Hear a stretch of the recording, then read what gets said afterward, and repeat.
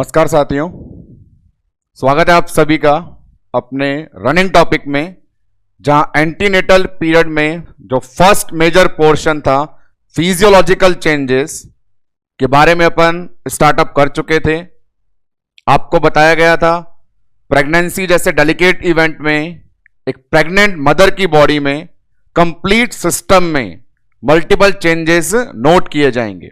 Heading जिसको लेकर अपन चल रहे थे आपके सामने बोर्ड पे अवेलेबल है, फिजियोलॉजिकल चेंजेस ऑफ प्रेगनेंसी। इस सीरीज में जैसा मैंने आपको बताया था, एनाटॉमी के हर सिस्टम में आने वाले प्रेगनेंसी रिलेटेड चेंजेस को अपन पढ़ेंगे, तो वैसा ही सफर अपन कंटिन्यू करेंगे। प्रीवियस लेक्चर में हम एक सिस्टम में आने वाले चेंजेस को पढ़ चुके हैं, जहां आपने नोट किया था रिप्रोडक्टिव सिस्टम में आने वाले चेंजेस, क्योंकि प्रेगनेंसी रिलेटेड जितने भी मेजर स्ट्रक्चर हैं वो रिप्रोडक्टिव ऑर्गन से ही मैच करती थी। अब इस कंटिन्यूएशन में आगे अपन और सिस्टम को लेकर बात करना शुरू करेंगे। आज के लेक्चर में स्टार्टिंग में किसी एक बड़े सिस्टम पर पहुंचने से पहले एक बहुत ही बेसिक चेंजेस आता है जिसे लेकर अपन स्टार्ट करेंगे, वो है weight gain, pregnancy related weight gain. अब इस वेट गेन में इतनी सारी बेसिक टर्म इंक्लूड हो चुकी है कि कहीं ना कहीं एक एमसीक्यू कंफर्म बनना कंपलसरी हो चुका है। तो आते हैं इस सीरीज में अपन चेंजेस की सीरीज में सेकंड नंबर को लेके। फर्स्ट अपना था रिप्रोडक्टिव और आज स्टार्ट करते हैं second number, weight gain in pregnancy. तो अपने पास वेट गेन इन प्रेगनेंसी को लेके बात कंटिन्यू करेंगे। ये अपने पास सेकंड वन होने वाला है, जैसा आपको बताया भी था। फर्स्ट अपन ने रिप्रोडक्टिव देखा, तो ए के बाद बी पोर्शन अपन डाल सकते हैं, weight gain by A pregnant mother during the complete course of pregnancy. अब इस वेट गेन में कई सारी टर्म, जैसे मैंने कहा, वन लाइनर एग्जाम में आती भी हैं, तो ऐसी कुछ टर्म्स को लेके मैं आपको इंट्रोड्यूस करता हूं। फर्स्ट लाइन है ideal weight gain. Ideal weight gain, एक टर्म आएगी एवरेज वेट गेन। आइडियल और एवरेज में डिफरेंस करना चाहें तो एवरेज अपने आप में बोल के जाता है कि एक रेंज के बारे में बताएगा कि रेंज होगी यहां से यहां तक, वो एवरेज को बताएगा। आइडियल की जब बात चलती है तो आइडियल हमेशा एग्जैक्ट एक ही होता है। तो आइडियल वेट गेन में एक फिक्स टर्म मिलेगी, एवरेज वेट गेन में रेंज मिलेगी। अगली टर्म एक साथ बोलता हूं दो शब्दों को, डिस्ट्रीब्यूटिव और calculative weight gain. Distributive, calculative weight gain, क्या मीनिंग है शब्दों का? बड़ा सरल है कि जितना भी वेट गेन प्रेगनेंसी में हुआ है वो पर्टिकुलर फीमेल की बॉडी में कहां कहां किस किस स्ट्रक्चर में डिस्ट्रीब्यूट हुआ है। एग्जांपल 500 ग्राम प्लासेंटा का, 3.5 किलो फीटस का, 800 ग्राम एमनियोटिक फ्लूइड का, अलग अलग जगह बांटना, उस पूरे वेट को डिस्ट्रीब्यूटिव वेट। और इसी बात को आगे बोलें कि जहां जहां आपने बांटा है उन सबको ऐड कर लो, तो कैलकुलेटिव वेट गेन। तो वेट गेन इन प्रेगनेंसी में स्टार्टिंग में आने वाली 3 टर्म को अपन प्रेजेंट करेंगे। Number 1 ideal weight gain, number 2 average weight gain, number 3 distributive या कैलकुलेटिव वेट गेन। कितना कितना होता है, तीनों में अलग अलग आंसर है। जब भी आपसे आइडियल पूछा जाएगा, आंसर है 11 kg। एवरेज की बात चलेगी, रेंज आएगी 11 to 13, 11 से 13 kg। डिस्ट्रीब्यूटिव और कैलकुलेटिव जब बात आएंगी, आंसर देना है 12 kg।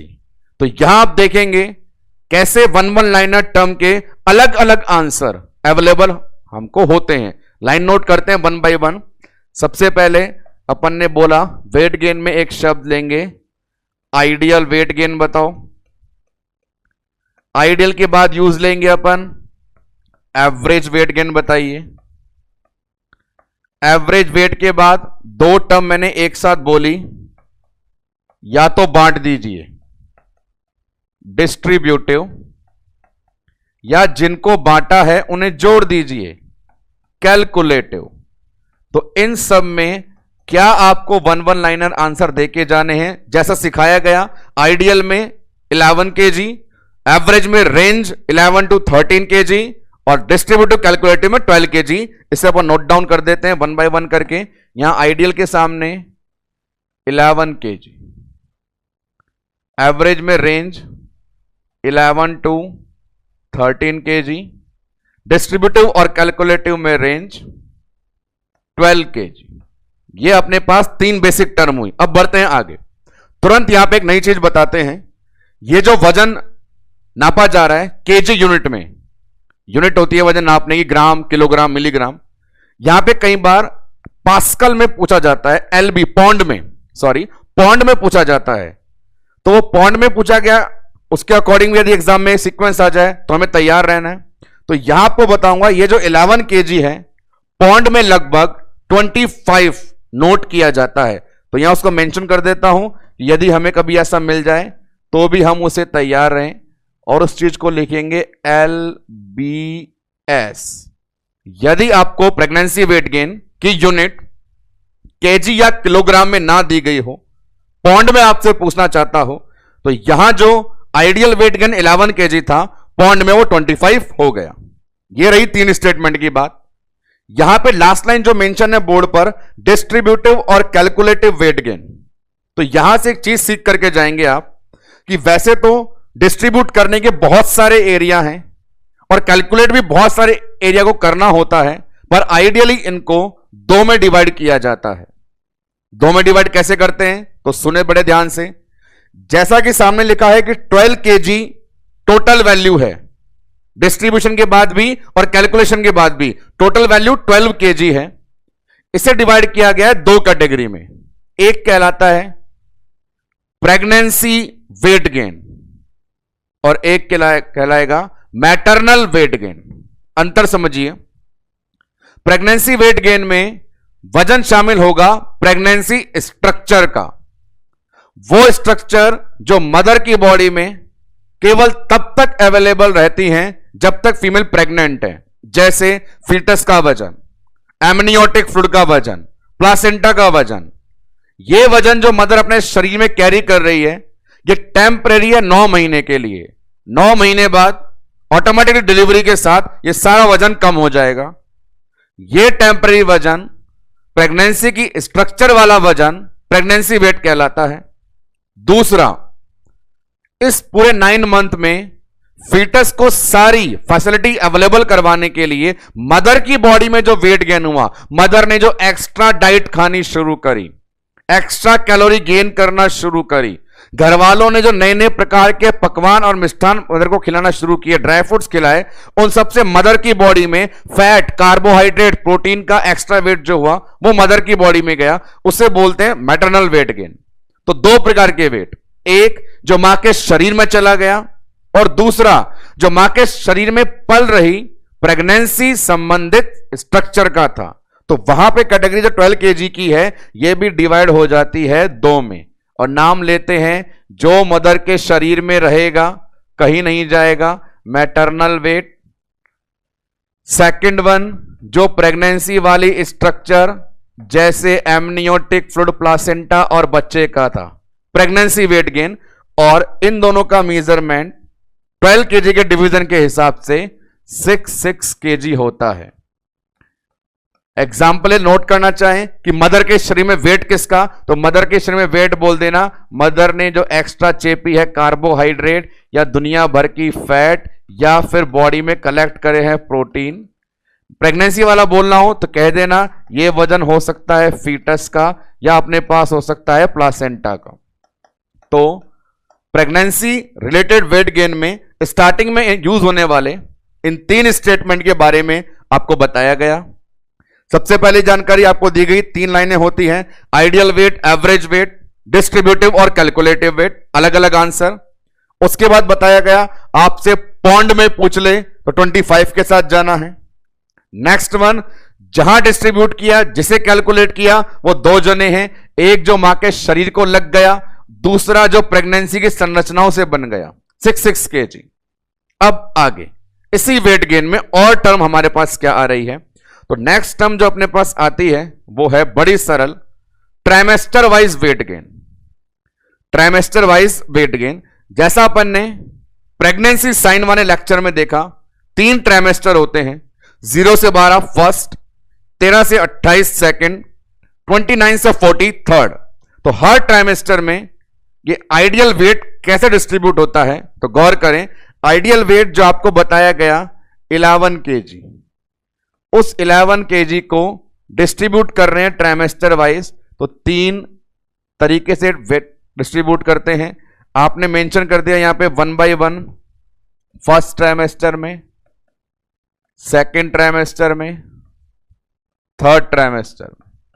ये बड़ा सरल है, बहुत बड़ा लॉजिकल नहीं है कि बड़ा एक्सप्लेन करना पड़े। तो टोटल जो 11 kg आइडियली बढ़ा था 3 में बांटते हैं, तो वहां सिखाया भी जाता है कि पहला ट्राइमेस्टर 12 वीक तक का समय ऐसा समय होता है जब ना तो स्ट्रक्चर ज्यादा डेवलप होती है और ना ही फीटस की ग्रोथ होती है, तो वहां सिर्फ 1 kg ही अवेलेबल होता है, गेन होता है।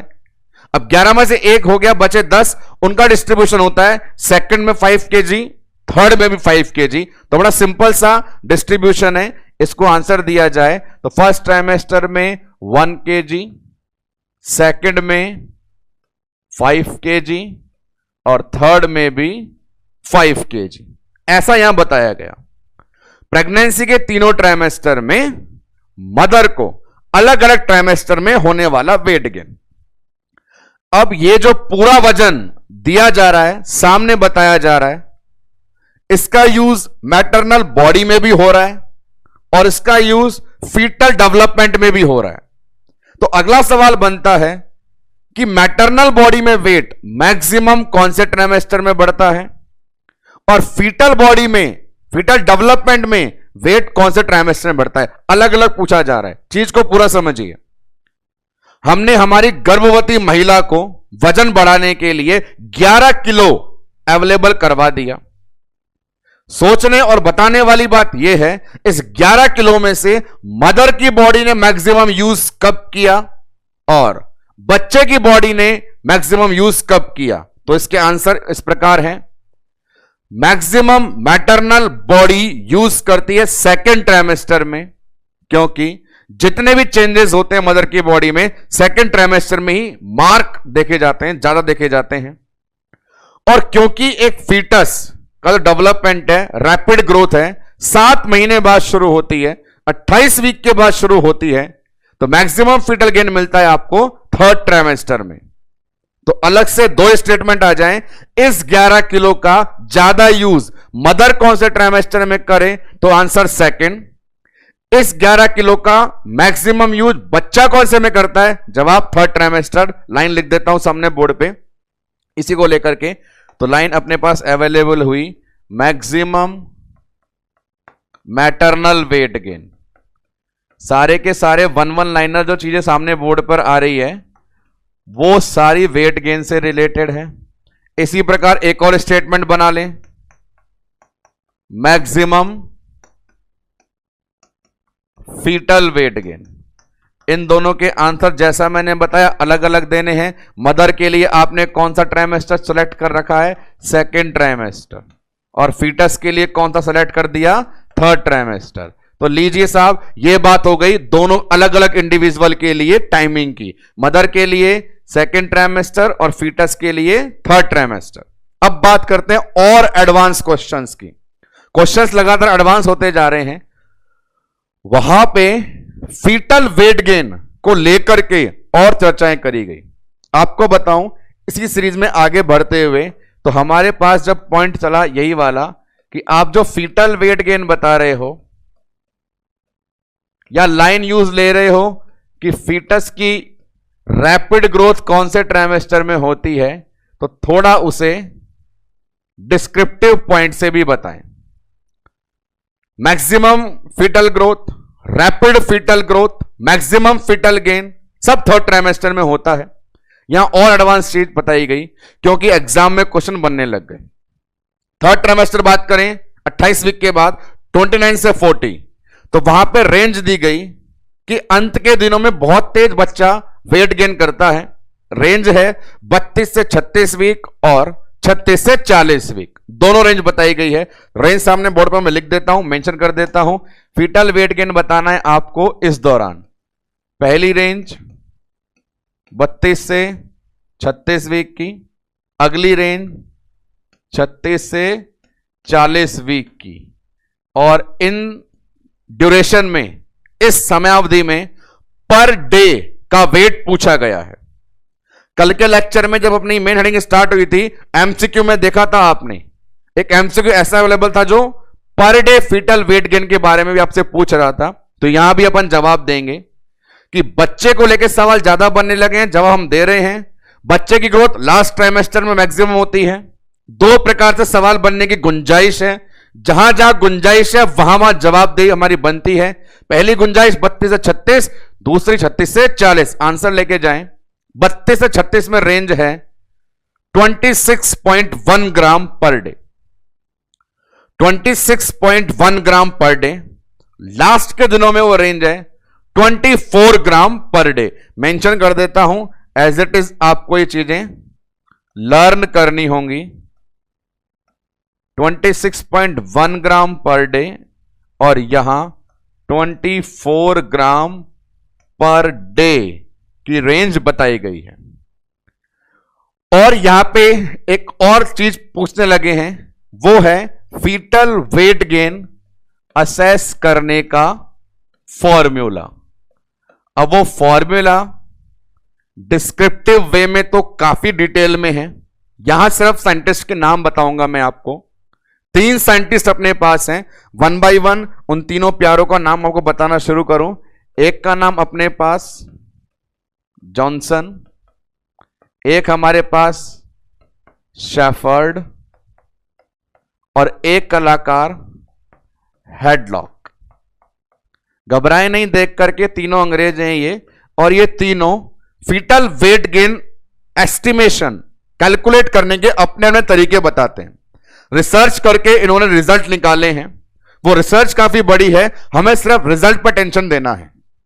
जॉनसन जो है वो उसका तरीका था, जो अपन ने टॉपिक पढ़ा फंडल हाइट। फंडल हाइट जो अपन देख रहे थे यूट्रस की अलग अलग वीक पे अलग अलग होती है, तो फंडल हाइट का यूज करके फीटल वेट गेन निकालता है जॉनसन का मेथड। शेफर्ड जो अपने पास है उसका रिलेशन होता है एब्डोमिनल सरकमफ्रेंस से। एक फीटस का एब्डोमिनल गर्थ के मेजरमेंट को कैलकुलेट करके वजन निकालता है। हेडलॉक जो कैटेगरी है वो बाइपैरेटल डायमीटर ऑफ फीटल स्कल से मेजर करता है। हर एक के अपने अलग तरीके हैं। एग्जाम में एमसीक्यू जो बन सकता है वो सिर्फ इतना कि आपको यह पता होना चाहिए ये तीनों साइंटिस्ट, ये तीनों बीमार व्यक्ति किस रिसर्च से रिलेटेड है। तो तीनों एक से रिलेटेड है, नाम ऊपर लिखा हुआ है किससे, फीटल वेट गेन से। तो आज के लेक्चर में शुरुआत में फिजियोलॉजिकल चेंजेस में किसी एक बड़े सिस्टम को स्टार्ट ना करके मोस्ट कॉमन टर्म को अपन यूज कर रहे हैं जो मल्टीपल टाइम एग्जाम में सिंपल वे में और टू द पॉइंट डीप वे में पूछी जा सकती है, वेट गेन।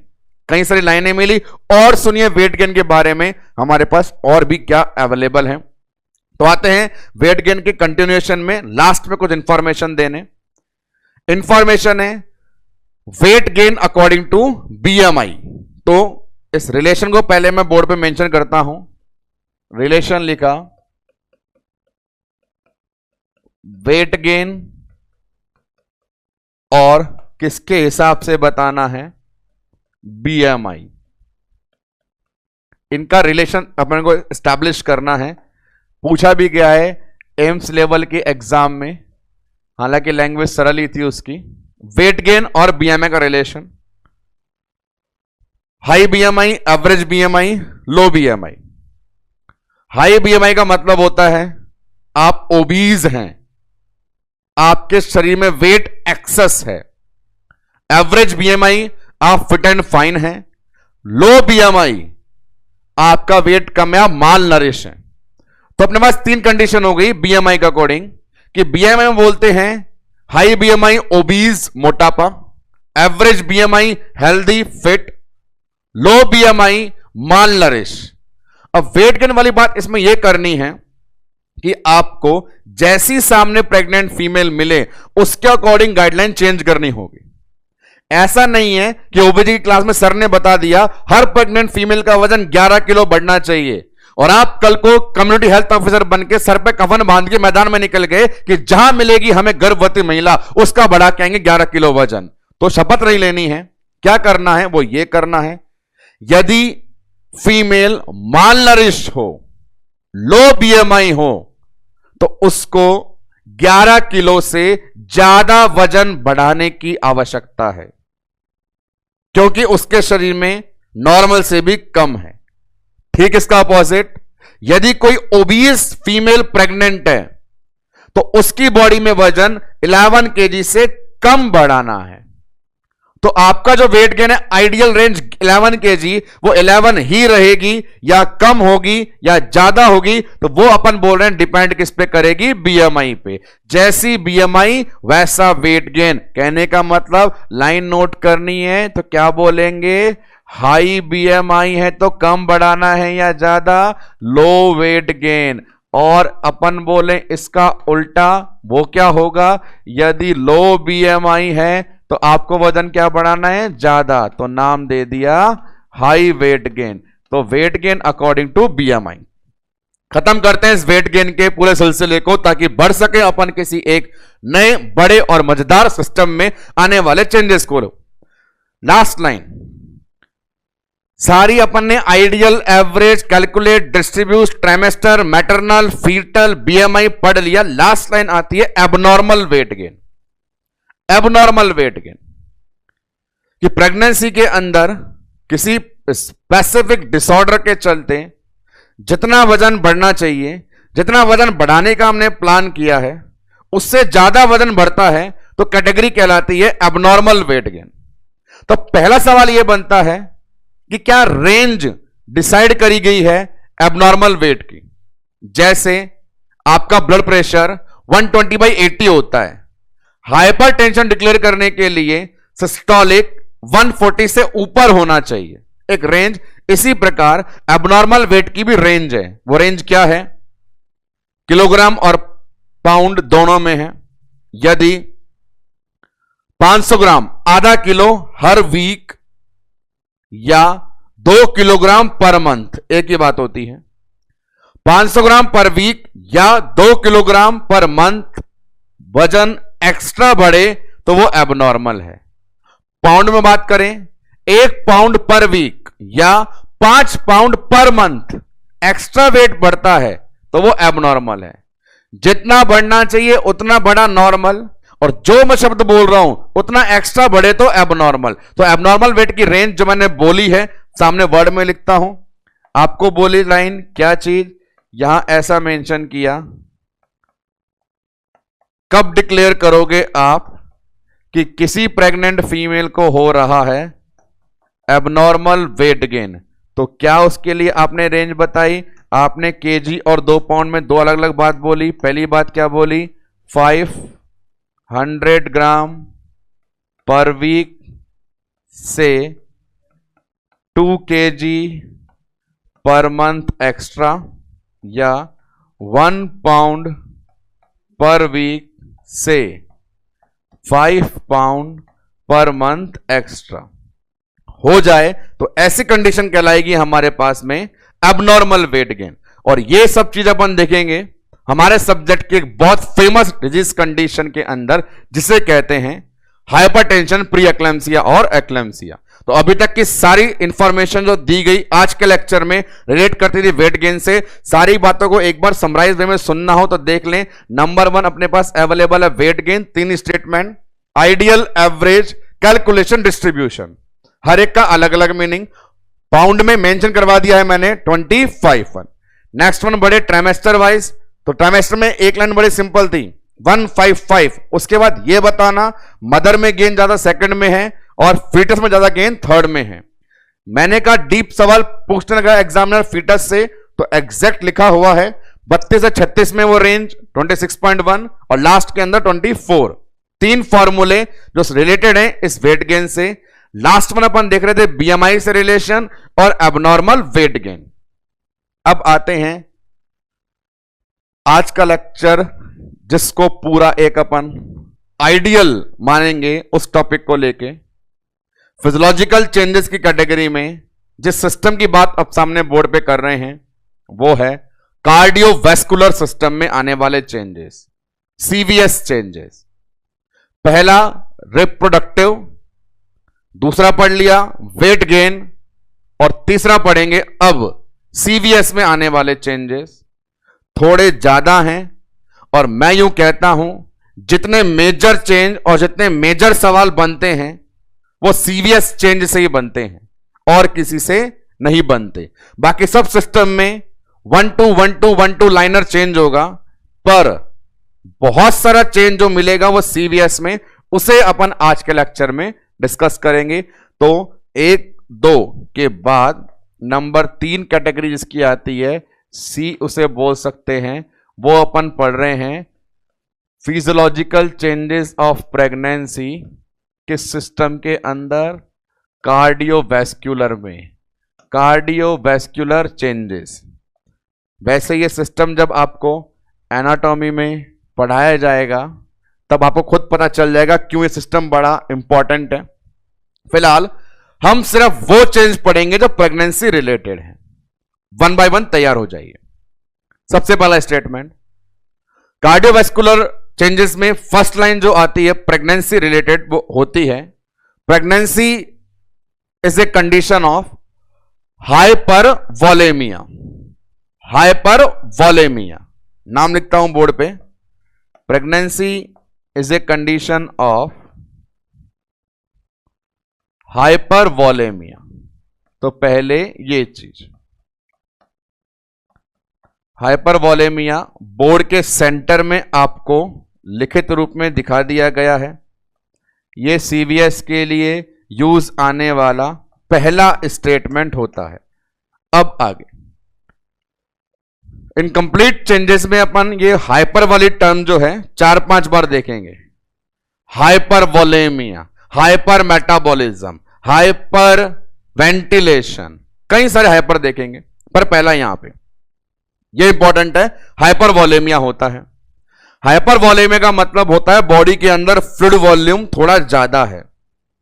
जितना फ्लूइड वॉल्यूम एक नॉर्मल फीमेल की बॉडी में बिना प्रेगनेंसी के था, उससे एक्स्ट्रा फ्लूइड बॉडी में रिटेन हो गया। और वह एक्स्ट्रा कितना रिटेन हो गया, बस यहीं से एमसीक्यू बनने की गुंजाइश है। तो एक्स्ट्रा वैल्यू कितनी है, तो उसकी वैल्यू होती है 6.5 लीटर एक्स्ट्रा। क्या मतलब है, छोटे से उदाहरण से सुनना चाहो तो बात प्यारे दोस्तों ये है, मनुष्य के शरीर के वजन का 60% भार जल का होता है, यह पता होना चाहिए। एग्जाम्पल के लिए यदि कोई फीमेल 60 kg की है, 60 किलो की, तो उसकी बॉडी में फ्लूइड वॉल्यूम कितना है, निकाल दे 60%, 36 लीटर। अब वो जो प्रेग्नेंट हो जाती है तो उसमें 6.5 और एक्स्ट्रा आ गया, 36 + 6.5। तो pregnancy is a condition of hypervolemia and what is the amount of extra hypervolume is 6.5 litre. अब यहां पे थोड़ा सा मैं इसका रीजन और बेनिफिट बताऊंगा। एमसीक्यू नहीं बनेगा, पर जनरल नॉलेज के लिए अपने पास जरूरी है कि ऐसा क्यों हुआ। तो रीजन की बात करें, कारण बताना चाहूं तो कारण बताएंगे अपन इन 2 हार्मोन्स के रोल को, जिसमें एक नाम है एडीएच और एक नाम है aldosterone.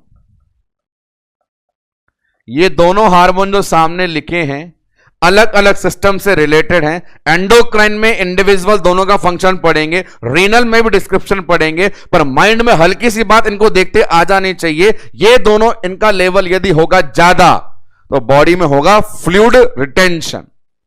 ADH anti diuretic hormone का लेवल ज्यादा और एल्डोस्टेरोन का लेवल ज्यादा होता है, इसीलिए ये कंडीशन आती है। तो वहां पे जो अपन ने बोर्ड पे लिखा है, इन दोनों को बोल सकते हैं रीजन ऑफ हाइपरवोलेमिया।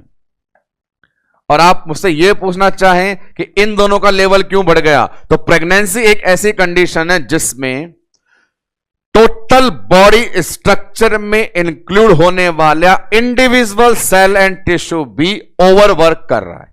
सब जने एक्स्ट्रा काम कर रहे हैं, इसलिए ये दोनों भी एक्स्ट्रा काम कर रहे हैं और फ्लूइड रिटेंशन स्टार्ट हो गया।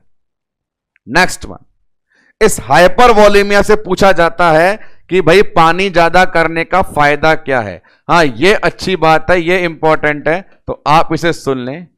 हाइपर वॉल्यूमिया का कारण मैंने वहां बताया, बेनिफिट मैं आपको यहां बताऊंगा। क्या बेनिफिट है, तो गौर से सुनना।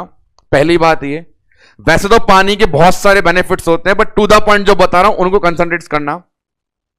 पानी सबसे बड़ी ताकत क्या है, पानी हर किसी को अपने साथ बहा करके ले जाता है। उस पानी को आप समुद्र की लहरों में या बाढ़ के विकराल रूप में भी नोट करना चाहें तो उसमें इतनी ताकत होती है कि हवा पत्ता कुछ नहीं, बड़े बड़े इमारत इंसान को बहा के ले जाता है। तो यही चीज है, जब बॉडी के अंदर भी फ्लूइड वॉल्यूम ज्यादा होगा तो बहाव ज्यादा होगा। बहाव का मतलब है ट्रांसपोर्टेशन। और प्रेगनेंसी वाली लाइफ में उस मदर की यूटेराइन कैविटी में एक फीटस सरवाइव कर रहा है, जहां बहुत ज्यादा डिमांड है उसके पास सारा का सारा मटेरियल भेजने की। और ये भेजने वाला काम, बहने वाला काम, मूवमेंट वाला काम, ट्रांसपोर्ट वाला काम किसके द्वारा करवाया जाता है, वाटर के द्वारा। तो ये सबसे पहला बेनिफिट है। Benefit number 1, transportation. ज्यादा पानी से पूरे शरीर में कौन सा विभाग एक्टिवेट हो गया, ट्रांसपोर्टेशन। और ट्रांसपोर्ट करना क्या है, न्यूट्रिशन। कहां से कहां, मदर से फीटस को। First statement. सेकंड वन बात करें, प्रिवेंशन। एक सोच बहुत अच्छी, आज ही प्लान हो गया है, 9 मंथ की प्रेगनेंसी है, लेबर पे वो टर्मिनेट होगी। प्रेगनेंसी है तो लेबर आना भी निश्चित है, यदि भगवान ने सब कुछ नॉर्मल चलाया तो। और जब लेबर होगा उसकी थर्ड स्टेज में प्लासेंटा सेपरेट होना भी कंपलसरी है, नॉर्मल होता है। और हर प्लासेंटा के बाद कम से कम 100 से 250 ml ब्लड निकलना भी कंपलसरी है। 500 से ऊपर होता है तो बीमारी होती है पीपीएच, पर एवरेज हर नॉर्मल लेबर में 100 से 250 ml ब्लड निकलना भी जरूरी है, कंपलसरी है, होता ही है। तो यहां पे एक बात बोल रहे हैं कि अभी हमने मदर के शरीर में हाइपर वॉलेमिया करके उसे तैयार कर दिया कि 9 महीने बाद लेबर में प्लासेंटा निकलने पे जब उसे 100 से 250 ml का नुकसान होगा तो अचानक से बॉडी में वॉल्यूम कम ना पड़ जाए, हाइपोवॉलेमिया ना आ जाए, शॉक ना हो जाए, मदर के वाइटल डिस्टर्ब ना हो जाए। तो बहुत दूर की सोचे रे भैया, वो अपना दूसरा बेनिफिट है। तो यहां पे लिखते हैं क्यों अपन ने पानी बढ़ा दिया, as a prevention of PPH, कि भविष्य में अचानक शॉक ना आ जाए। तो कार्डियोवास्कुलर चेंजेस के अंदर पॉइंट टू पॉइंट जो बातें बताई जा रही है उन्हें सुनना, एक्सप्लेनेशन सारे सुनने हैं, और जहां सवाल की डिमांड हो वहां ज्यादा फोकस करना है। पहला स्टेटमेंट है हाइपर वॉल्यूमिया। सवाल बनता है कितना एक्स्ट्रा वॉल्यूम, जवाब देना है 6.5 लीटर। कारण क्या है, फायदा क्या है, वो सिर्फ सोचने की बात है, सवाल नहीं बनेगा। कारण है 2 हार्मोन एडीएच और एल्डोस्टेरोन, फायदा है न्यूट्रिशन का ट्रांसपोर्ट और भविष्य के पीपीएच का प्रिवेंशन। आते हैं सीवीएस के सेकंड टर्म पे। अब जैसे ही वॉल्यूम ज्यादा है तो उससे रिलेट एक चीज बताता हूं, काम बढ़ेगा। क्या काम बढ़ेगा, वॉल्यूम ज्यादा तो कार्डियक आउटपुट ज्यादा पर मिनट जो निकलता है, कार्डियक आउटपुट ज्यादा तो स्ट्रोक वॉल्यूम ज्यादा पर बीट जो निकलता है। और जब हार्ट के अंदर वॉल्यूम ज्यादा आ रहा है तो हार्ट थोड़ा बड़ा, साइज थोड़ा सा बड़ा हो जाता है। तीसरी बात, फोर्थ वन, पोजीशन को लेकर बात चलती है। तो पोजीशन की बात तो ऐसी है कि 9 मंथ ऑफ प्रेगनेंसी में ग्रोइंग फीटस जो ऊपर एब्डोमिनल कैविटी की तरफ आता है वो ऊपर सभी ऑर्गन को कंप्रेस करता है, चाहे वो जीआईटी के हो, डायाफ्राम हो, तो उससे हार्ट थोड़ा ऊपर अपवर्ड हो जाता है। हल्के हल्के से माइलस्टोन है, वन वन करके टू द पॉइंट उन्हें सुने क्या क्या बोल रहा हूं। सबसे पहली बात, ज्यादा पानी होने से एक चीज, कार्डियक आउटपुट, कार्डियक आउटपुट से ही रिलेट करती हुई चीज स्ट्रोक वॉल्यूम। इसके अलावा बता रहे हैं अपन हार्ट का साइज, और लास्ट वन बोल रहा हूं पोजीशन। तो सीवीएस के अंदर इन 4 चेंजेस के रिगार्डिंग भी आपसे इंफॉर्मेशन ले सकते हैं। बड़ी बेसिक सी है, बड़ा एमसीक्यू वाली नहीं है, पर बेसिक सी है। क्या क्या बताया मैंने, कार्डियक आउटपुट क्या हो जाएगा, ज्यादा, स्ट्रोक वॉल्यूम भी क्या हो जाएगा, ज्यादा, हार्ट का साइज भी थोड़ा क्या हो जाएगा, ज्यादा, और पोजीशन कहां चली जाएगी, अपवर्ड, क्योंकि नीचे से आने वाला शक्तिमान ऊपर के स्ट्रक्चर को अपवर्ड पुल करता है। Second basic information, first basic information CVS के अंदर related to hypervolemia, second basic information related to basic parameter, और इसके बाद जो तीसरी टर्म पे आ रहे हैं उससे बड़ी इंपॉर्टेंट चीज और कुछ नहीं है, और वो क्या है, वो चीज है हमारे पास सीवीएस के अंदर प्रेगनेंसी चेंजेस में हाइपरवोलेमिया से जन्म होने वाला एक बहुत बड़ा और कॉमन सवाल का भंडारा, फिजियोलॉजिकल एनीमिया। फिजियोलॉजिकल एनीमिया पहले बोर्ड पे लिखूंगा, उसके बाद इस शब्द की इंपॉर्टेंस ही आपको एक्सप्लेन करूंगा। सीवीएस चेंजेस में बता रहा हूं, प्रेग्नेंट फीमेल की बॉडी ने क्या डेवलप किया, फिजियोलॉजिकल एनीमिया। क्या कंडीशन है वो देखो, हेडिंग पे ये ध्यान दे लोगे तो अंदर के मसले आसानी से सॉल्व हो जाएंगे। हेडिंग पे ध्यान दे लोगे तो कैसे, सिंगल लिखा होता एनीमिया, सिर्फ एनीमिया और कुछ नहीं, तो एनीमिया अपने आप में एक बीमारी है, बीमारी है, नॉर्मल नहीं है एनीमिक होना। पर सिंगल नहीं लिखा, ऊपर खोपड़ी पे क्या लिखा हुआ है, फिजियोलॉजिकल एनीमिया। जैसा कि हमने डिसाइड कर लिया, बीमारी होती तो पैथोलॉजिकल होता, पर बीमारी नहीं है इसलिए नाम क्या दिया है, फिजियोलॉजिकल। फिजियोलॉजिकल एनीमिया कहने का मतलब कमी भी है पर बीमारी भी नहीं। एनीमिया खून की कमी भी है पर फिजियोलॉजिकल मतलब बीमारी भी नहीं।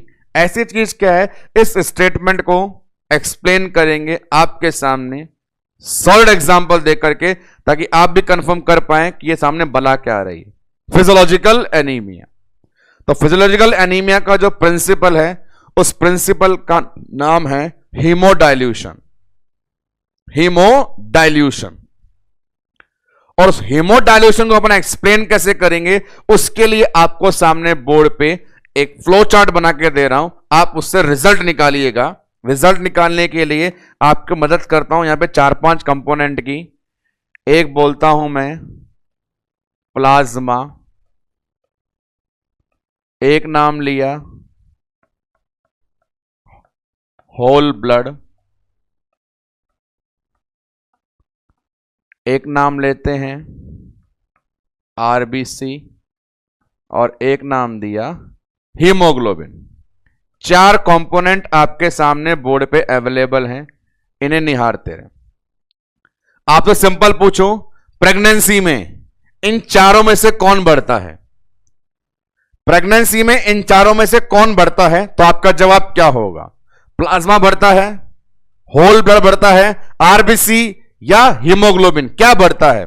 तो उसका आंसर देना मैं आपको इजी करता हूं, आप खुद इजी कर पाएंगे। सामने ये प्रेजेंटेशन देख करके बड़े इंटरेस्टिंग चीज है, गौर फरमाना। हीमोग्लोबिन ज्यादा, दुनिया का एकमात्र पहला ऐसा एनीमिया पढ़ा रहा हूं जहां पे हीमोग्लोबिन के आगे ऊपर तीर लगा रहा हूं। आरबीसी ज्यादा, होल ब्लड ज्यादा, और प्लाज्मा भी ज्यादा।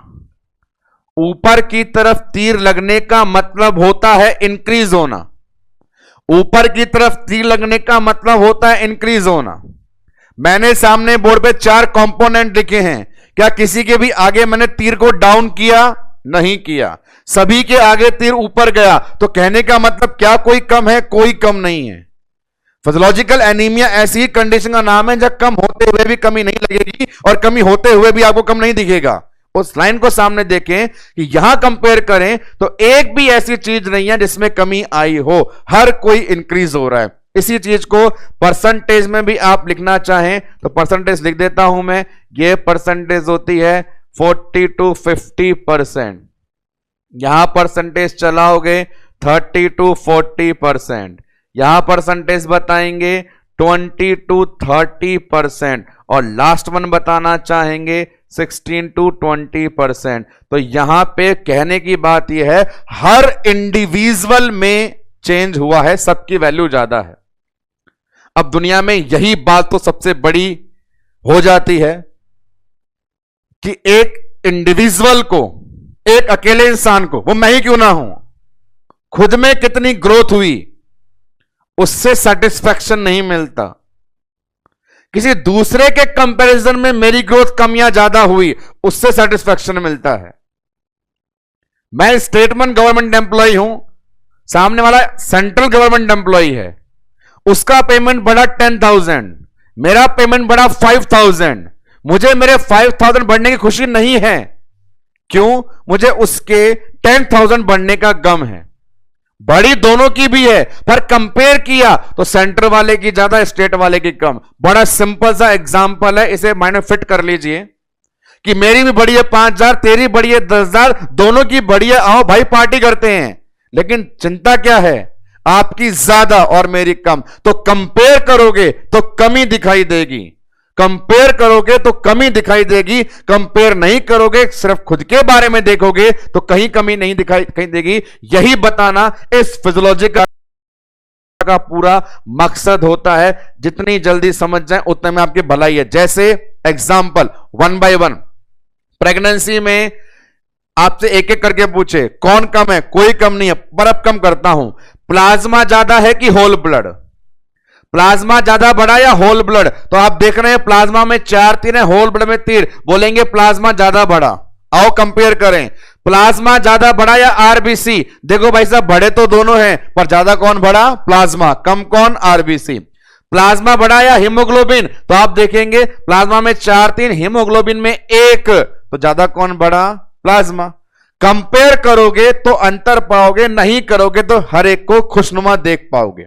अब इस चीज से लाता हूं उस प्रिंसिपल को, एनीमिया। एनीमिया के अंदर इन 4 में से आपको जिससे मतलब निकालना है वो निकालना है प्लाज्मा और आरबीसी से। प्लाज्मा और आरबीसी से। तो प्लाज्मा और आरबीसी को कंपेयर करें सामने देखते हुए। क्या प्रेगनेंसी में प्लाज्मा बढ़ता है? हां। क्या प्रेगनेंसी में आरबीसी का मास बढ़ता है? हां। क्या कंपैरिजन में अंतर होता है? बिल्कुल। कंपैरिजन में ज्यादा कौन? प्लाज्मा। कंपैरिजन में कम कौन? आरबीसी। इसीलिए फिजियोलॉजिकल एनीमिया के जो गोल्डन स्टेटमेंट है वो ये है। सवाल, फिजियोलॉजिकल एनीमिया के लिए क्या सही है? Number 1, both plasma and RBC increase. Number 2, both plasma and RBC decrease. Number 3, more plasma than RBC. Number 4, more RBC than plasma. दिए गए सामने 4 ऑप्शन में आप देखेंगे, ऑप्शन नंबर 1 सही है कि आरबीसी प्लाज्मा दोनों बढ़ते हैं, पर वो राइट आंसर नहीं है। राइट आंसर ऑप्शन नंबर 3 है, जो रिलेशन भी बता रहा है कि मोर प्लाज्मा देन आरबीसी, कि बड़े दोनों हैं पर ज्यादा कौन? प्लाज्मा।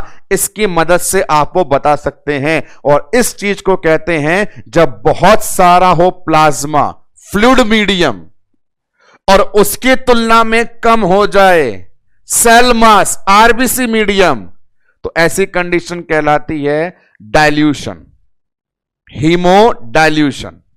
ब्लड को फ्लूइड वॉल्यूम बढ़ा करके डाइल्यूट कर सकते हो, फ्लूइड वॉल्यूम कम करे कंसंट्रेट कर सकते हो, पर यहां प्लाज्मा वॉल्यूम ज्यादा बड़ा है, इसीलिए ऊपर छाती ठोक के लिखेंगे फिजियोलॉजिकल एनीमिया का प्रिंसिपल क्या है? प्रिंसिपल है हीमोडाइल्यूशन। एक बार फिर सच्चे मन से बोल के बताओ, क्या किसी में कमी हुई? नहीं हुई। क्या कंपैरिजन करने पे हुई? बिल्कुल हुई। कंपैरिजन करने पे हुई तो आप स्टेटमेंट क्या लिखोगे? What is physiological anaemia? Answer is more plasma than RBC. और ये एक ऐसी लाइन है जिसपे हर एग्जाम, चाहे वो आपके सीएचओ लेवल से लेकर के एम्स एडमिनिस्ट्रेटिव पोस्ट तक का ही क्यों ना हो, हर एग्जाम के अंदर यह बेसिक सवाल प्रेजेंट होना एक बहुत बड़ा धर्म है कि प्रेगनेंसी में होने वाले फिजियोलॉजिकल एनीमिया को एरो की तरह, परसेंटेज की तरह, लैंग्वेज की तरह, हर तरह एक स्टूडेंट को एक्सप्लेन करना आना चाहिए। एरो से वो क्या समझता है, परसेंटेज से वो क्या समझता है, स्टेटमेंट से क्या समझता है, बताना आना चाहिए। मोर प्लाज्मा देन आरबीसी, कार्डियोवैस्कुलर के अंदर सबसे बड़ा स्टेटमेंट फिजियोलॉजिकल एनीमिया। आगे बढ़ते हैं इसी कार्डियोवैस्कुलर के अंदर, तो अगली बार बात करते हैं टर्म की, तो उस टर्म में शामिल करते हैं इस लाइन को, ब्लड प्रेशर। यह भी बहुत जानलेवा सवाल है। कभी कभार होता यह है, होशियार चंदों से छोटी छोटी मूर्खता भरी मिस्टेक्स हो जाती हैं और सरकारी नौकरी बड़ी दूर चली जाती है। तो ऐसी हर प्रकार की छोटी मोटी गड़बड़ों से दूर पाने के लिए सामने अटेंशन से गौर करना शुरू करें। ब्लड प्रेशर, पहला जालिम सवाल पूछ रहा हूं, दम है तो जवाब दे देना मन से सोच करके। प्रेगनेंसी में ब्लड प्रेशर हाइपरटेंशन या हाइपोटेंशन बढ़ता है या कम होता है? जवाब दो। प्रेगनेंसी में ब्लड प्रेशर में क्या चेंज आता है? ज्यादा होता है, कम होता है, वही रहता है, नन ऑफ दिस। क्या आंसर देंगे? तो उसके लिए आंसर देने से पहले आंसर देने के तरीके सुने। वो तरीका क्या है? एक टर्म जो यूज आती है हाइपोटेंशन, हाइपरटेंशन, वो डिसऑर्डर को इंडिकेट करती है और वो तब दी जाती है जब ब्लड प्रेशर में अंतर हो 20 mmHg से ज्यादा, 20 mmHg से ज्यादा। खुद देख लीजिए, आपका नॉर्मल बीपी है 120/80।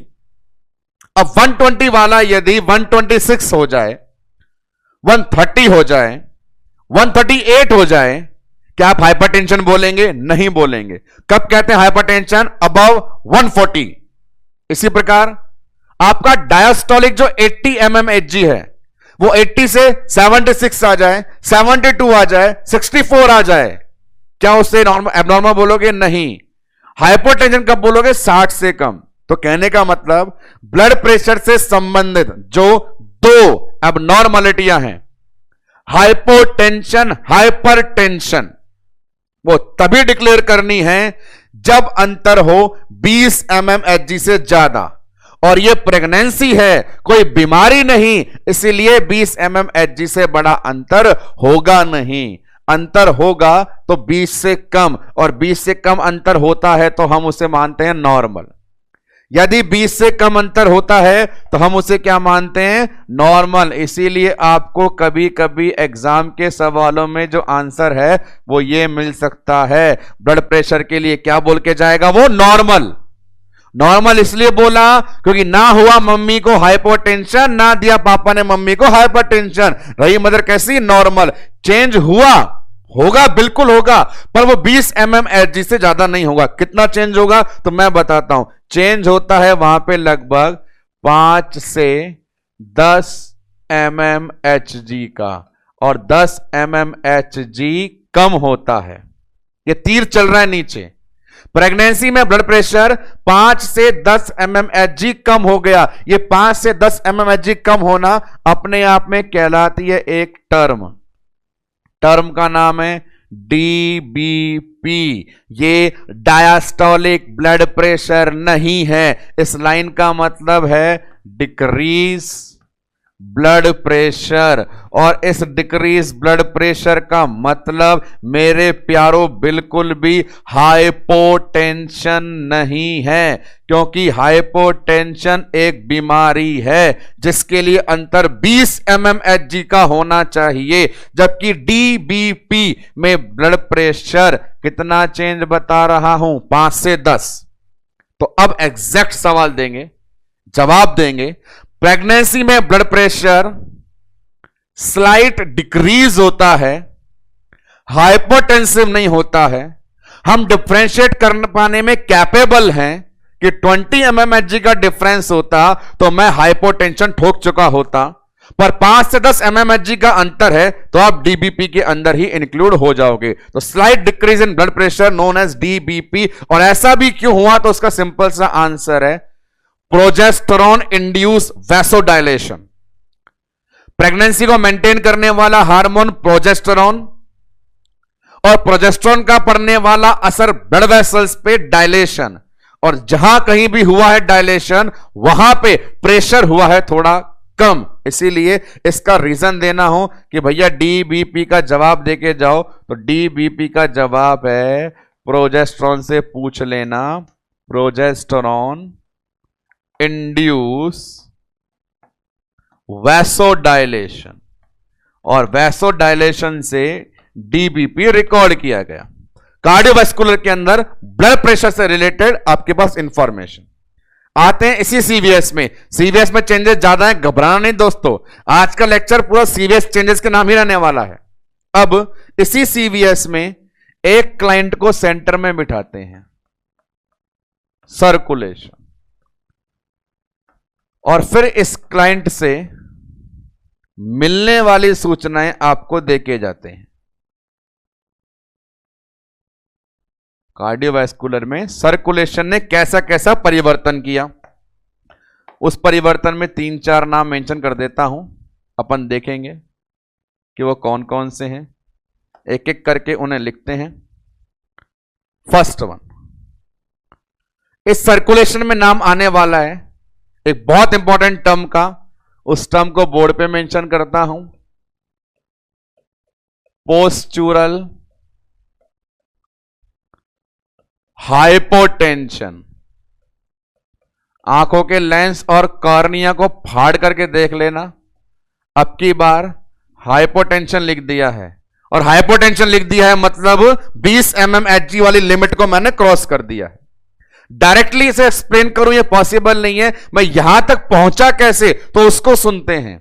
यहां तक पहुंचने के लिए किसी की आवश्यकता पड़ी, और वो किसकी पड़ी, वो आवश्यकता पड़ी हमें हमारे इस सेगमेंट की। वो क्या था, वीनस रिटर्न। अब इस वीनस रिटर्न को अफेक्ट किसने किया, वो अफेक्ट आपको बताएगा ये वाली लाइन, राइट साइडेड अवेलेबिलिटी। अब इन सभी को समराइज वे में आपको बताऊंगा कि सर्कुलेशन पे असर डालने वाले ये 4 के प्राणी क्या कर रहे हैं, और 4th वन अपने पास आने वाला है, ये नाम एडिमा। सारे इंटरलिंक हैं, सबसे 1 लाइनर कॉमन सवाल बनते हैं। बीच में खड़ा हो जाता हूं, चारों को देखते रहिए। फर्स्ट थिंग, नॉर्मल कॉन्सेप्ट ये है कि प्रेगनेंसी रिलेटेड जो स्ट्रक्चर हैं वो यूटेराइन कैविटी में राइट साइड में पाई जाती है। यूटेराइन कैविटी फीमेल के पास अवेलेबल है। इंप्लांटेशन जो प्लासेंटा का होता है वो राइट साइड भी हो सकता है, लेफ्ट साइड भी हो सकता है, पर मोस्ट कॉमनली नोट किया जाता है राइट साइड में। राइट साइड में ही प्लासेंटा डेवलप हुआ, इंप्लांटेशन हुआ, और राइट साइड में ही प्रेगनेंसी रिलेटेड स्ट्रक्चर ज्यादा पाई गई। एक थी नॉर्मल फीमेल, एकदम झकास, और अब है वो प्रेग्नेंट फीमेल, एकदम, बस बोलूंगा नहीं। तो प्रेग्नेंट फीमेल के अंदर और नॉर्मल फीमेल में कंपेयर करें, सबसे ज्यादा फर्क बताते हैं इस आदमी का, वीनस रिटर्न का। वीनस रिटर्न होता है शरीर के लोअर पार्ट से ब्लड की रीपंपिंग अपर पार्ट में होना। नॉन प्रेग्नेंट फीमेल में वीनस रिटर्न नीचे से ऊपर हमेशा की तरह आराम से आ रहा था, लेकिन प्रेगनेंसी वाली कंडीशन में रास्ते में ग्रोइन वाले एरिया में, एब्डोमेन वाले एरिया में बड़े वाले पप्पू ने वीनस रिटर्न को कंप्रेस किया, दबाव करा। यदि वीनस रिटर्न आएगा कम, यदि वीनस रिटर्न आएगा कम तो ऊपर सर्कुलेटरी वॉल्यूम कम हो जाएगी। प्रेग्नेंट फीमेल में लोअर एक्सट्रीमिटी से आने वाला वीनस रिटर्न यदि कम हो जाएगा, या यूं कहूं वो वीनस ब्लड लोअर एक्सट्रीमिटी में ही कलेक्ट हो जाएगा, तो इन चारों का जन्म हो जाएगा। वन बाय वन कैसे कैसे आप नंबर 1 बोले कि वीनस रिटर्न क्या हो जाए, कम।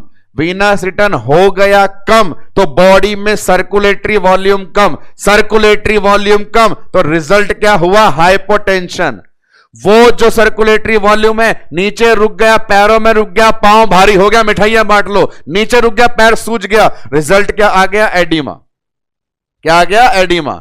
वीनस रिटर्न कम जाने से, वीनस रिटर्न लोअर एक्सट्रीमिटी में कलेक्ट हो जाने से पैर सूज जाते हैं, पांव भारी हो जाता है, नाम एडिमा दिया। और ऊपर ब्लड पहुंचा नहीं तो हाइपरटेंशन हो गया। अब मजेदार बात, यह चीज वर्स हो जाएगी कि आप यह कॉन्सेप्ट याद रखें कि प्रेगनेंसी रिलेटेड सारी स्ट्रक्चर कहां पे होती है, राइट साइड में। तो वीनस रिटर्न ज्यादा कंप्रेस कहां फील होगा, राइट साइड में। जब नीचे से ऊपर रिटर्न आ रहा था तो ज्यादा दबा हुआ कहां महसूस करेगा, उसी समय जगह ज्यादा दबा हुआ महसूस करेगा जहां ज्यादा स्ट्रक्चर दबाती हैं, कहां पे, राइट साइड में। तो राइट साइड में दबाव ज्यादा है तो जवाब इसका, प्रेगनेंसी में कौन सा एडिमा कॉमन होता है, जवाब देंगे राइट साइडेड एडिमा। भगवान ने 2 दिए हैं, पैर की बात कर रहा हूं, भगवान ने 2 पैर दिए, उनमें दोनों में एडिमा मोस्ट कॉमनली किसमें देखा जाता है, राइट में। राइट में क्यों देखा जाता है, क्योंकि कंप्रेशन वहां ज्यादा है, एक बात। और इसी कारण मदर को क्या फील हो रहा है, पोस्चुरल हाइपोटेंशन। जहां मैंने लिख दिया ऊपर पोस्चुरल हाइपोटेंशन, आप सीना ठोक के बोल देना वहां ब्लड प्रेशर कितने से कम हुआ होगा, 20 mmHg से। यदि 20 mmHg का अंतर होता है तो बीमारियां हाइपोटेंशन हाइपरटेंशन बन जाती है, इससे कम होता है तो अपन ने डीबीबी पढ़ा। तो ये सर्कुलेटरी से आने वाली 4 कंडीशन सामने बोर्ड पर लिखी हुई है, और इस सब में मैक्सिमम जो क्वेश्चन आते हैं वो अपने इस स्टेटमेंट से आते हैं जो आपके बोर्ड पे सबसे ऊपर अवेलेबल था। वो चीज है पोस्चुरल हाइपोटेंशन। इस लाइन को थोड़ा और एक्सप्लेन आपको करके बताते हैं वो क्या है। अब ये हुआ, समझदारी वाली बात यह होती है कि गड़बड़ किससे होती है इसका हमें पहले से पता हो तो हम गड़बड़ होने से बच सकते हैं, लेकिन जानबूझ करके उस चीज को बढ़ावा दे तो हमें बीमारी होकर रहेगी। उदाहरण के लिए आपने अपनी वाली को या सामने वाली को या किसी भी गर्भवती महिला को यह ज्ञान दिया कि हे माता राम, कि आप कभी भी जब अपने बिस्तर पे आराम करने जाएं, लेटने जाएं, तो कभी भी दाईं तरफ राइट साइड में करवट लेके ना सोएं, क्योंकि आपके राइट साइड में पहले से ही कंप्रेशन होता है ज्यादा, और आप उसी साइड करवट ले लेंगे तो आप सर्कुलेशन को रोक देंगे ज्यादा, सर्कुलेशन रोक देंगे ज्यादा। तो आप हमेशा बेड पे या तो सीधे सोएं या लेफ्ट साइड करवट लें, यह ज्ञान देना है। पर कई बार क्या हो गया, यह बात नहीं मानी गई तो वहां पे हाइपोटेंशन के सिम्टम देखने को मिल सकते हैं। यहां प्रेगनेंसी वाला जो हाइपोटेंशन है वो पोजीशन के कारण ही होता है, और पोजीशन से ही सही हो जाता है, पोजीशन से ही सही हो जाता है। जैसे एक फीमेल है, राइट साइड में लगातार कंप्रेशन से, लो हो रहे सर्कुलेशन से हाइपोटेंशन में चली गई, तो तुरंत आपको क्या करना है, तुरंत आपको उसको अपोजिट पोजीशन देनी है। राइट साइड में कंप्रेशन है तो तुरंत अपोजिट पोजीशन दे दीजिए। अपोजिट पोजीशन का नाम है अपने पास लेफ्ट लैटरल पोजीशन। जैसे ही हमने दी उसको लेफ्ट लेटरल पोजीशन, हट गया सारा राइट साइड से कंप्रेशन, हट गया कंप्रेशन तो शुरू सर्कुलेशन, और शुरू सर्कुलेशन तो भाग गया हाइपोटेंशन। तो बहुत बड़ा एक स्टेटमेंट यहां पर है जिसे सामने एग्जामिनर अलग अलग लैंग्वेज में प्रेजेंट करके आपको डराता है और दिखाता है। बहुत से एमसीक्यू ओबीजी में इस लाइन पे बने हुए हैं कि एक प्रेग्नेंट फीमेल थी, एग्जामिनेशन चल रहा था, ग्रिप परफॉर्मेंस चल रहा था, यूएसजी के लिए आई थी, फंडल हाइट के लिए आई थी, जनरल एग्जामिनेशन के लिए आई थी, टेबल पे पड़े हुए अचानक उसको आंखों में अंधेरी, कमजोरी, चक्कर, डिजीनेस आ जाते हैं। सबसे पहले नर्स क्या करेगी? इन सब की समरी ये है, इन सब कॉम्प्लिकेशन में मदर की बॉडी में इंपेयर हुआ है सर्कुलेशन, और जब भी इंपेयर होगा सर्कुलेशन तो मदर को होगा हाइपोटेंशन, और जब भी होगा हाइपोटेंशन तो बिना किसी नॉरेड डोपा ऑक्सीजन आपको चेंज करनी है सिर्फ पोजीशन। तो रामबाण इलाज है प्रेगनेंसी में होने वाली पोस्चरल हाइपोटेंशन का। क्या आंसर देना है आपको? Left lateral position. तो ये अपने पास पोस्चरल हाइपोटेंशन का इलाज बताया गया, जिसका रिलेशन चल रहा था अपने पास में वीनस रिटर्न और सर्कुलेशन से। तो जितने भी सामने की तरफ ये चेंजेस नोट करे जा रहे हैं, बताए जा रहे हैं, दिखाए जा रहे हैं, ये सारे कार्डियोवास्कुलर सिस्टम के अंदर ही आते हैं। इसी वीनस रिटर्न पे फिमोरल वेन प्रेशर भी डिपेंड करता है, पर वो इतना इंपॉर्टेंट नहीं है। अभी जितने चेंज अभी तक मैंने आपको सीवीएस में पढ़ा है, कुछ अदर चेंजेस जो अपन अपने नेक्स्ट सेगमेंट में रखा करेंगे वहां भी इंक्लूड करके बताऊंगा कैसे अपने प्लाज्मा प्रोटीन, अपने कोआगुलेशन प्रोटीन भी सीवीएस में इफेक्ट डालते हैं। पर आज जितना सीवीएस में बताया गया आप उसी को लगातार मेमोराइज करते रहें। एक बार गो थ्रू हो जाएं सीवीएस में आपने कितनी इंफॉर्मेशन देखी। तो सीवीएस में सबसे पहली नंबर 1 चीज, क्या नंबर 1 चीज है वो? Pregnancy is the condition of hypervolaemia. कितना एक्स्ट्रा? 6.5 लीटर। क्या कारण, क्या फायदा? बोर्ड पे अवेलेबल। जनरल इंफॉर्मेशन ये रही कि कार्डियक पैरामीटर्स हैं वो चेंज हो गए हैं। सबसे धमाकेदार इंफॉर्मेशन यहां से मिलेगी कि फिजियोलॉजिकल एनीमिया इन एरो से समझो, परसेंटेज से समझो, या जवाब दे के आ जाओ। हीमोडाइल्यूशन 5 स्टार क्वेश्चन, क्या answer? More plasma than RBC. Next one आपने देखा ये कंप्लीट ब्लड प्रेशर को लेकर के, उसके लिए आपको सिखा दिया गया कि 20 mmHg से ऊपर अंतर हो तो बीमारी, नहीं हो तो कंडीशन DBP। रिलेशन किससे? प्रोजेस्टेरोन हार्मोन से।